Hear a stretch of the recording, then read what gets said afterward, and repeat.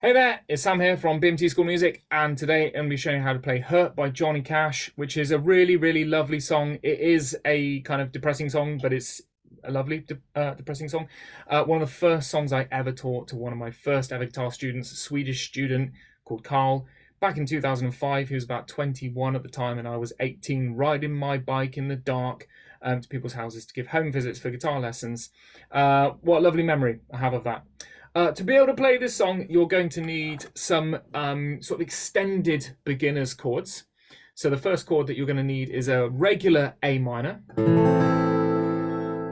a regular C chord, and a D sus2 chord, which is a D chord, but you take away your middle finger, so you have an open top E string. I'm not going to go through these chords note for note. I'm going to go on the assumption that you already have a good grasp of your open chords anyway. So that's A minor, C, D sus2. You can literally Google that chord. Pause this video, Google it if you don't know. You'll see it in the tab in a minute as well. We're also going to have a G chord. Now with the G chord, I want you to play with this slightly less traditional fingering, but it's like the Bob Dylan fingering, is what I think of it as.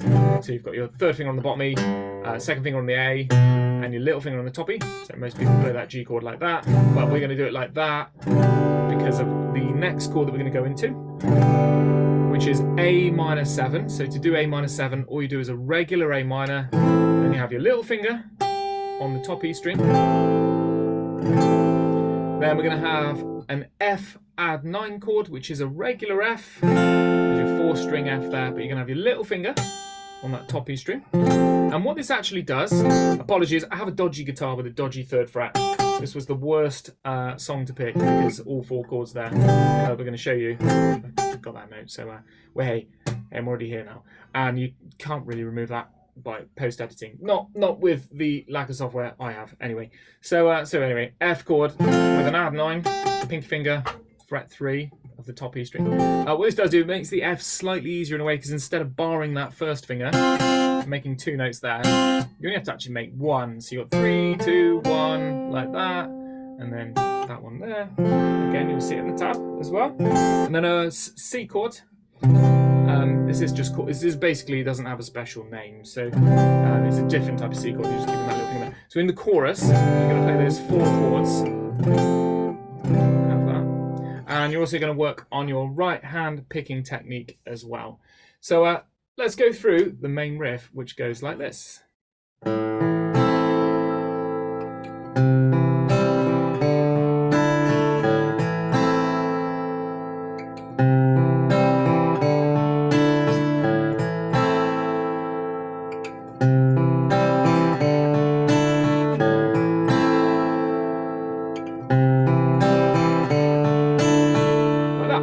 So first bit, I'm going to do a little zoom in, the A minor chord.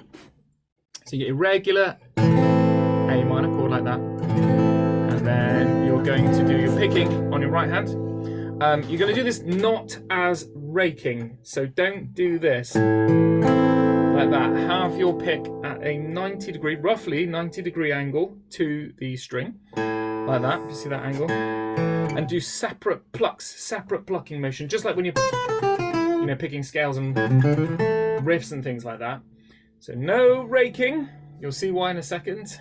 So you're going to pick the A string of the A minor chord, then you're going to pick the D string of the A minor chord, and then you're going to pluck 3 strings with a downward picking motion, but not getting the angle too much like that. So then those 3 kind of items will go 1, 2, 3 like that.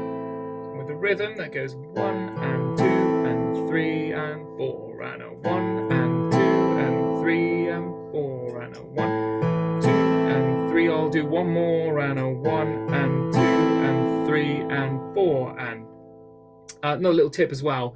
It's about the position, the movement, the feeling, and the tension that you have in your hand. What's really, really important to do is not to alternate the way that your hand feels. So your hand is going to feel different when it's strumming to when it's plucking a riff, and you may have a little bit more tension when you're doing riffs, because you have to have a little bit more accuracy. And the sort of analogy I always use is painting and drawing. So if you imagine when you're drawing and you're holding a pencil, you always rest your hand, or most people rest their hand on the paper, and that's on the table.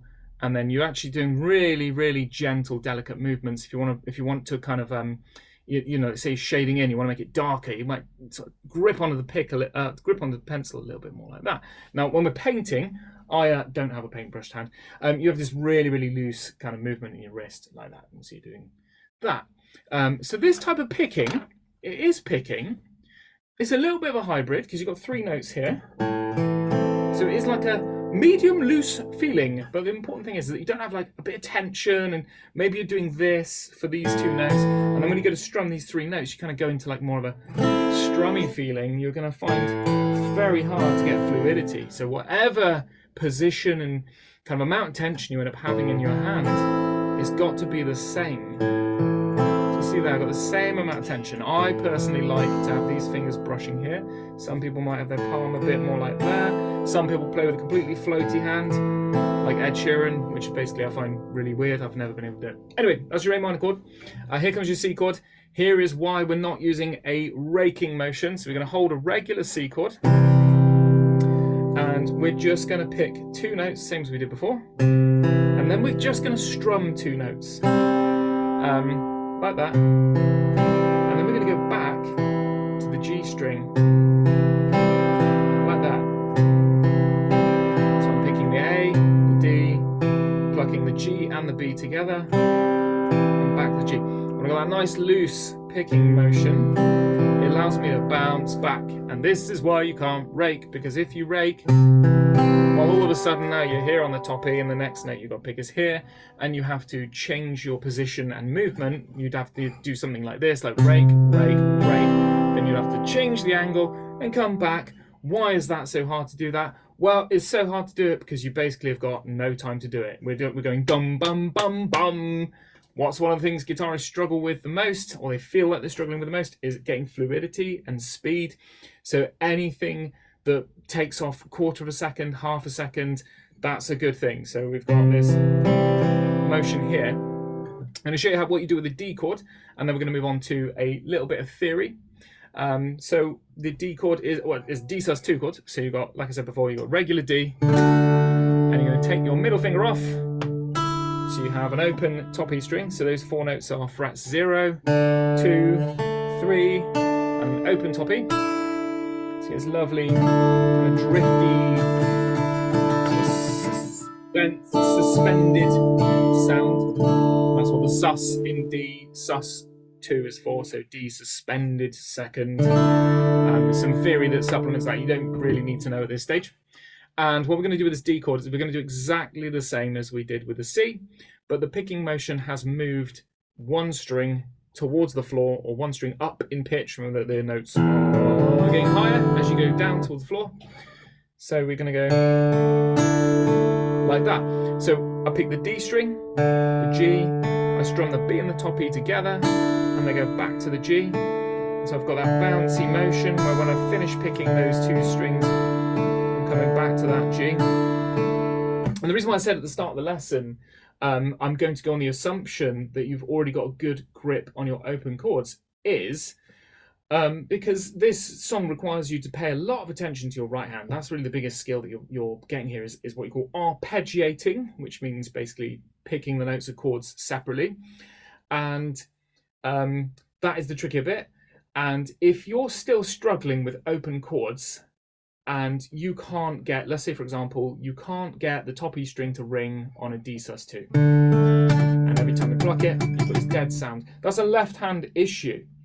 That would be that my 3rd finger is not curling out of the way of that top E string, for example. And once you've done a bit of troubleshooting and figured out that's what your issue is with that chord, you're going to need to practice that chord so that your habit, your reflex, your muscle memory of bing onto that chord doesn't go flat, which it will for a lot of beginners. You're going to need to keep working through that chord, and maybe just find some simple strumming song that has a D sus2 that allows you to focus on your left hand, because the right hand would be easier than that, because obviously some basic strumming is much easier than picking. So that's a little bit about that picking. And and the open chords in there. Let's do a tiny bit of theory before we kind of pull this lesson to a close. So if we go up to the top of this tab from Songsterr,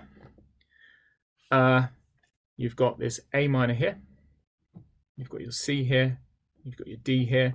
So when you first look at this, it looks like a riff. Well, it is a riff. Is it a melody? Is it a chord progression? It is somewhere in between, which is what you call arpeggios or arpeggiating.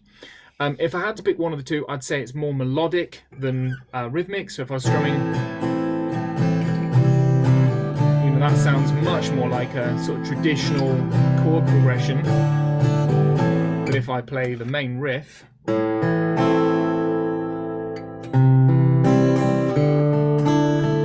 about if I try and play it better? There's a little mistake then, like that. Definitely sounds more like a melody. One thing that a lot of people look at, they look at something like this and they don't realize it's a chord. So it's got the chord written there, but you know, most of the time we're sort of skipping to look at those, and they'll play, you know, they'll start by playing an open A. So okay, so it starts on open A, then it's got 2 on the D, and for a start they're going to play that with the incorrect fingering, and then they go, okay, now we've got to play these 3 notes together at the same time, which you know is that little bit there, and they'll go, okay, so we've got a mini chord there, and end up with that. Sometimes they'll be quite successful in doing that, but even if you get that quite fast, you're never going to get the same tone, because what happens by holding the whole chord together is all of those notes ring together. So the way that you want to be reading this is by actually looking at the chord and knowing that you need to basically hold a chord, so in this case A minor, and then pick the notes of that chord separately. So we can see the symbol at the top as well says let ring, so it's showing you that the notes are going to blend together. That goes the same with the C. So you can see there's your first note of C chord, second note of C chord, then just these 2, and then this note here. If you're thinking, why do you not play all the notes in the C chord? It's a really good question. And quite often when I play this song, I actually play it where I do hit that note in the C chord, and I don't play that one, to be honest, and then I don't play that note as well. Something guitarists are always doing, which is kind of reinterpreting things. I think when I've heard the record, actually, there's 2 guitars. There's actually one in the left headphone and the one in the right headphone. I think they're actually slightly different, so that might be where I've kind of picked that up from a little bit. However, we're learning this transcription, but that does make it easier for returning to this D string, because by only hitting 2 notes, there's less distance to come back. So if you do that, which is perfectly doable, it's harder to be accurate because you've increased the distance by 50% in there. So I hope that that is a great fun riff for you to learn, and take care, and we will see you again in another video. Bye bye.